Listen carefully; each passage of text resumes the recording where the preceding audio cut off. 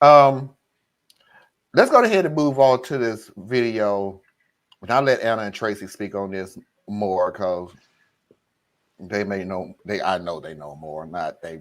They may know. They know more.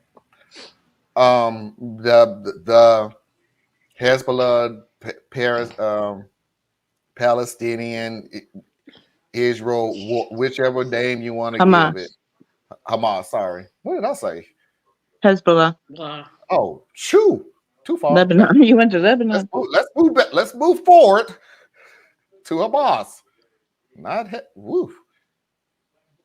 Mm. Anyway, um, Alex sent me this video, and while we do grieve the lost lives that has happened so far, the war has started again. Just in case anybody wants a little update on that, the ceasefire has expired. Right back to square one. Um, so we're right back to Israel doing what it does.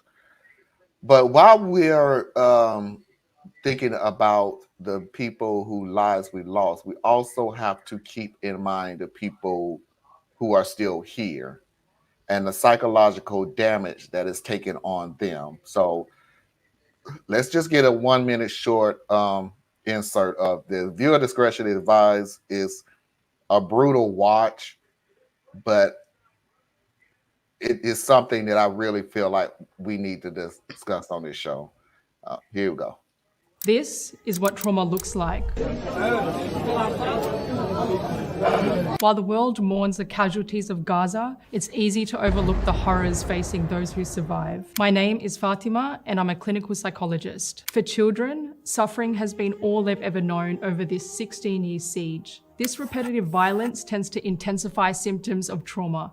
Some call this the Gaza syndrome, living in a continuous cycle of war-inflicted trauma over generations. Imagine the trauma that's created when a child is pulled out of the rubble to find they're the only surviving member of their family. The trauma a child carries when they search body bags to find a deceased parent, or when a child has to have their name written on their limb so paramedics can identify their dead body in the future. Children in Gaza are living in a state of shock and paralysis, wishing they were gone like those around them. So while we pray for all those who have passed away, let's not forget those who will have to live with unthinkable trauma and pain. It is incredibly tough to come up with words after you see babies like that. Number one, I thought it was important to point out that while we are hyper-focused on Gaza, there are at least 7 other massive atrocities, trying not to say genocide. There are 7 other genocides happening right now.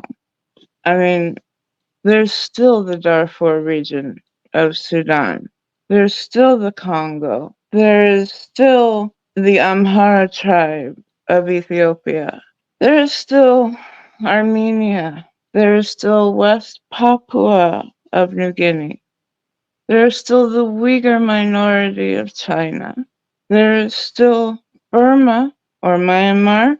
So yes, we talk an awful lot about Israel, and believe me, it deserves the microscope it is getting, because nobody else. I was watching a report that they have now surpassed, from October 7th to present, there have been more journalists killed in Gaza than over the entirety of the Vietnam War. Or if you want to put it another way, than the entirety of World War II. They are calling the journalists at home to say, we're going to bomb you. They do this for a bit of cover. Say, hey, we tried to warn them. But a lot of times that call doesn't get through. And a lot of times it is the wife and children of that journalist who are hit. And there was one man who he lost both of his children and his wife. You cannot look at these images. You cannot think about kids writing their names on their limbs just so if they get pulled out of the rubble later on, they can be identified. And you cannot keep on saying that you are going after Hamas. You are targeting, and you're making no bones about it, every Palestinian that you can. The Israeli people, they grow up with, to me, some wild ideals. I was looking at polls, and yes, there's all kinds of things that we can say about polls that we don't know how many people, etc., etc. But this does give you a glimpse. So the Association for Civil Rights in Israel had sent around some questions, and 2/3 of the teenagers that responded, they think Arabs are less intelligent, that they are uncultured and violent. 50% of Israelis wouldn't live in the same building as an Arab. 60% of Israelis, pardon me, 60% of Israelis want to be segregated from Palestinians. There was a different study that they just sent around the statement, and I quote, most Jews are better than non-Jews because they were born Jews. Do you agree? 53% of respondents said that was totally true or pretty true. Another 17% said, well, it's not totally true. Follow that out, and, well, it's not totally false either. It came down to the 20% of, oh, what's the word? The people that are living not religiously, secularly, that they said, no, we utterly reject that statement. I see videos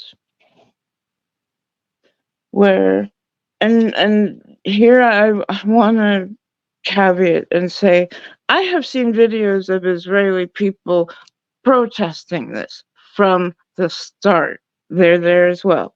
Unfortunately, they are the minority. Most people in Israel want this. And when you look at their laws, you cannot marry outside the faith. If you marry a Palestinian, doesn't matter if Arab, Christian, you cannot let your spouse come and live with you in Israel. Not allowed. By law. The entire situation is so messed up, and they keep on saying, but we're going after Hamas. You are creating more soldiers who want to sign up every day. There are some incredibly raw. How can that video not touch a nerve? Of course. And these kids, who we have pointed out so many times before, over half of the population who is dealing with the fallout of Hamas, the leaders of whom are in Qatar, not bearing any of this. They are just living in a state of trauma, and it heightens every day.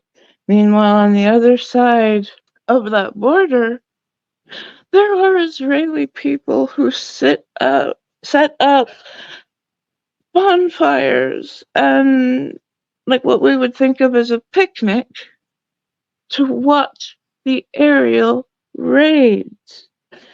Is this what your God is calling you to do? I question that.